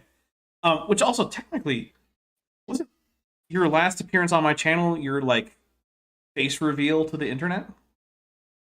I wouldn't say it's the face reveal to the internet. To your channel maybe though. Okay. Well, I hadn't seen you publicly have a face reveal before, so. There's been a couple times I've popped in on I think FTFEs. Okay. They're very like random. You would have to find them by accident, but fair enough. Yeah. Well, first, congratulations to Jason Luttrell, who is the first person who tagged me with a correct translation of the Klingon, which says, "I am cold and I can't breathe," because, again, it was a scene from Mars. Because, yeah, spoiler alerts, because I watched a little bit of this ahead of time, I knew I was going to bring up Mars. So, I also want to say a very big thank you to all my patrons and channel members. There's going to be that in the end credits, but I want to say you guys have, in the last few months, taking this channel into the territory where it's sustainable. The channel has been slowly draining my savings for about 2 years, and now it's adding to my savings. And we're going to take a drink from Mothra. Mothra. So, thank you guys very much. I really appreciate that. And if you want to join the team and continue helping out, I mean, there's links in the description. There's a Patreon. There's a channel memberships. There's, if you want, there's an Amazon wish list. And if none of that's good, then seriously, like the video, share it, subscribe to the channel if you aren't already subscribed. I also want to say, first, Vishanti, do you have anything coming up in the future that you can put a date to that you want to tell people about? I mean, I'm still going to be putting out a video. Mm-hmm. As I've said in the chat, I am a very slow worker when it comes to editing videos because it's not something that I've done since I was probably in high school. And that's been an indeterminate number of years ago that I won't share. So it's taking me longer than it would take most people just because I'm kind of having to relearn the ropes. But it's coming. I'm sure it's only been like a couple years. At least. Okay. Let's see. On this channel, so Wednesday, that's tomorrow, I'm going to be on Cheshire Vic's channel playing Dungeons & Dragons with Gutsick Gibbon, Cheshire Vic, Maddie from Science Side Up, Bent Hoven from Kent with Bent, TD Lane, Erica's fiance. As far as I know, everyone's going to be there. So if you like any of those people, please do come hang out. We have a fun time. I play a dwarf artificer. Bent plays a halfling druid. Erica plays an imp rogue. Cheshire Vic plays a tabaxi rogue. They have different subclasses. Erica's fiance Luke plays a Goliath fighter. TD plays a kobold barbarian who has a halberd, and he's very carefully finagling the rules to make that be a surprisingly effective choice for him. And yeah, it's a lot of fun. So come check us out there. Then Thursday, the 12th, I have the premiere of the Jewish Matt Powell, which, Vishanti, you've been waiting on for a while. I mean, I've seen it, but yes. Yeah. Well, you've been waiting for it to come out publicly because apparently you have people who you want to show it to. So yes, I do. Well, the first episode is coming out on Thursday. It is already scheduled. Saturday, I'm going to upload my rebroadcast, I'm going to premiere my rebroadcast of the Evolution 101 talk I had with Jackson Wheat over on his channel. It's going to be Evolution 101 Part 3, this time with sound, because I tried that before and I forgot to put the sound on. So I retitled the video like, this video has no sound, don't watch it, and I made it private. Or not private, I think it's unlisted, but whatever. Jessica, for $4.99 US, says, I have nothing intelligent or interesting to add to the conversation, so I guess just take my money, what little it may be. Look, Jessica, every bit helps. It all adds up, and yeah.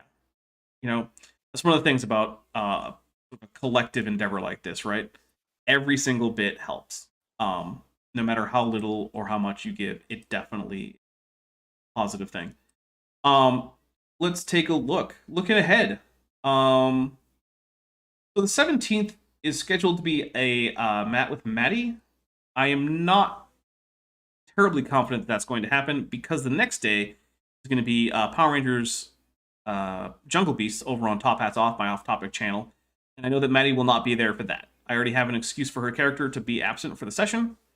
So I'm not sure if the 17th is actually going to be a Matt with Maddie. I need to talk to her about that. If not, we might do a Kent with Bent. I might do another Dapper Reacts to Things. It's up in the air.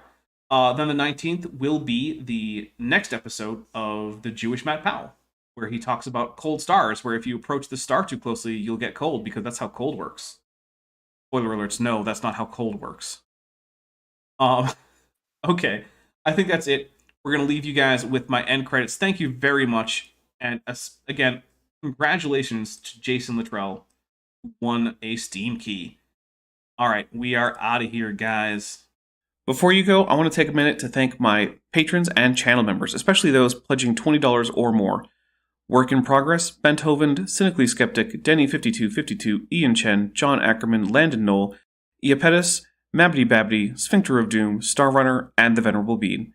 Without my channel members and patrons, this channel simply wouldn't exist as it does now. You certainly wouldn't be getting up to 3 videos a week. You'd be lucky to get 1. So, if you're interested and you can afford it, check out my Patreon link in the description below, or the Join the Channel button.